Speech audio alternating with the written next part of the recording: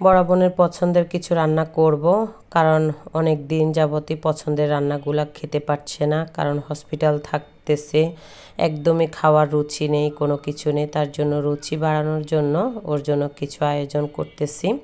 তো এখানে তার জন্য কিছু করার, কারণ অনেক দিনই হসপিটাল থাকতে থাকতে না একদমই মনটাও খারাপ হয়ে গিয়েছে। আসসালামু আলাইকুম, সবাই কেমন আছেন? নিশ্চয়ই ভালো আছেন। আমরাও আলহামদুলিল্লাহ আছি, ভালো আছি। বড় বোনের চাইয়া মাছ খুবই পছন্দ, তো ধনিয়া পাতা টমেটো দিয়ে ওর জন্য করতেছি, আর বাচ্চাদের জন্য মুরগি রান্না করতেছি। তার সাথে বলছিল যে মিষ্টি কুমড়া রান্না করে খাবে, তো আমি ওইটাও ভাত দিই নাই, রান্না করেই ফেলেছিলাম। রান্না বান্না শেষ, কারণ আজকে অনেক দিনে আসলে হসপিটাল বাসায় দৌড়াদৌড়ি করা হচ্ছে, একদমই খেতে পাচ্ছে না মজার কিছু রান্না। তো আমি রান্না করেছিলাম, তার সাথে কিছু বাজারও আসছে, সবজি শেষ বাসায়, তার জন্য কিছু সবজি নিয়ে আসা হয়েছে। এখানে আলু নিয়ে আসছে, ধনিয়া পাতা, কিছু মাছ নিয়ে আসা হয়েছে। এটা হয়েছে কাসকি মাছ নিয়ে আসা হয়েছে, অনেক দিনে বলছিলাম যে একটু কাসকি মাছ নিয়ে আসতে। তো আর কিছু সবজি নিয়ে আসছে। আসলে এখন বাজারে সবজি এত দাম কম, সব কিছু মনে হয় যে নিয়ে আসি, আর এত সুন্দর লাগে সব কিছু। তো এই জন্য যেহেতু বেশি করে সবজি রান্না করা লাগে, তার জন্য বেশি করে সবজি রান্নাটা নিয়ে আসতেছে। অনেক কিছু নিয়ে আসা হয়েছে এখানে। বোনের জামাইয়ের জন্য শসা নিয়ে আসা হয়েছে, পেঁপে নিয়ে আসছে, যা যা খেতে পারবে, সবজির ভিতরে যা খেতে পারবে তাই নিয়ে আসা হয়েছে। তো এখানে মাছ নিয়ে আসা হয়েছে, এগুলা কিন্তু করে ফেলবো। তো এই যে আমি কিন্তু বসিয়েও দিয়েছিলাম। এটা আমার 2-1 দিনের ভিডিও একসাথে করে কিন্তু আপনাদের সাথে একটু একটু করে ভিডিও করে রেখেছিলাম, ওগুলাই আমি একসাথে করেছি।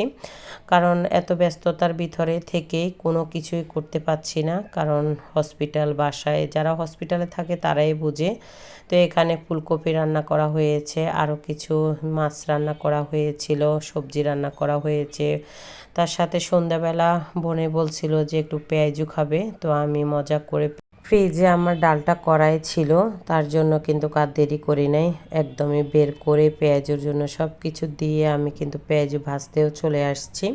এত মচমচা করে পেঁয়াজু ভাজতেছি সন্ধ্যাবেলা। আসলে এই শীতের সময় একটু পেঁয়াজু, কাঁচামরিচ, পেঁয়াজ দিয়ে খেতে না খুবই ভালো লাগে। কার কার এমন ভালো লাগে বলবেন তো অবশ্যই, আমাদের তো খুবই ভালো লাগে। আর তার সাথে স্নেহার বাবাও বাসায় ছিল, উনিও খুবই পছন্দ করে পেঁয়াজুটা।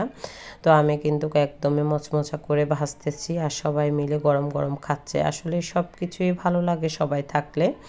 তো এখানে কিন্তু বোনের জামাইয়ের ভাগ্য খারাপ, উনি কিন্তু কিছুই খেতে পাচ্ছে না, ভাজা পোড়া সব কিছুই আমরাই খাচ্ছিলাম। উনি তেল ছাড়া রান্না সব কিছু ওনার জন্য আলাদা, সব কিছুই রান্না আলাদা, আমাদের সাথে কিছুই খেতে পারে না। এখন অসুস্থ হলে আসলে সবার ভিতরে এমন, অসুস্থ হলেই বোঝা যায় যে আসলে কি।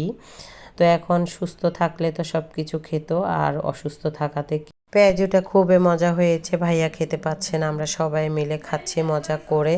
আর এখানে মজা হওয়ার কারণ হয়েছে তার সাথে চিংড়ি মাছ দেয়া হয়েছে, তার জন্য আরও বেশি মজা হয়েছে। খাওয়া দাওয়ার পরে কিন্তু কাজ শুরু করে দিয়েছি, কারণ সন্ধ্যাবেলায় একদমই কাজ করা লাগে। এখন সকালবেলা একদমই গ্যাস থাকে না, তার জন্য কিন্তু রান্নাবান্না কিছু কাজ এগিয়ে রাখি।